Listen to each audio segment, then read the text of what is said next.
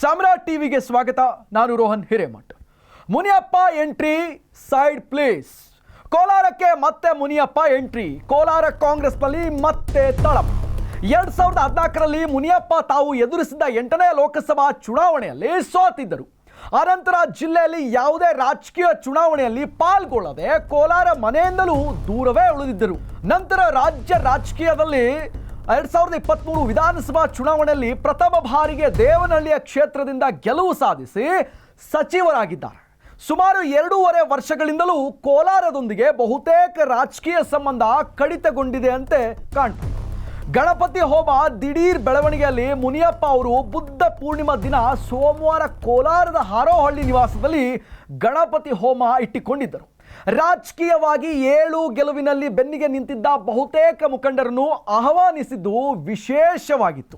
ಮುನಿಯಪ್ಪ ಅವರಿಗೆ ಸ್ಥಳೀಯ ಕಾಂಗ್ರೆಸ್ನಲ್ಲಿ ದೊಡ್ಡ ವಿರೋಧ ಇದೆ. ಹಿಂದೆ ಚುನಾವಣೆಯಲ್ಲಿ ಸೋತಿದ್ದಕ್ಕೂ ಸ್ವಪಕ್ಷ ರಾಜಕೀಯವೇ ಕಾರಣ. ಇದರಿಂದಾಗಿ ಮುನಿಯಪ್ಪ ಪಕ್ಷದ ಮೇಲೆ ಅನೇಕ ಬಾರಿ ಮುನಿಸಿಕೊಂಡಿದ್ದರು. ಈಗ ಮತ್ತೆ ಕ್ಷೇತ್ರ ಮರಳಿರೋದ್ರಿಂದ ಹಳೆಯ ಮುನಿಸು ಹಾಗೂ ಜಗಳಗಳು ಮತ್ತೆ ಜೀವ ಪಡೆದುಕೊಳ್ಳುವ ಎಲ್ಲ ಸಾಧ್ಯತೆಗಳಿವೆ.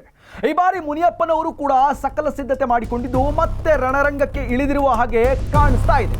ಮುಂದೇನಾಗುತ್ತೋ ಅನ್ನೋದನ್ನ ಕಾದು ನೋಡಬೇಕಿದೆ.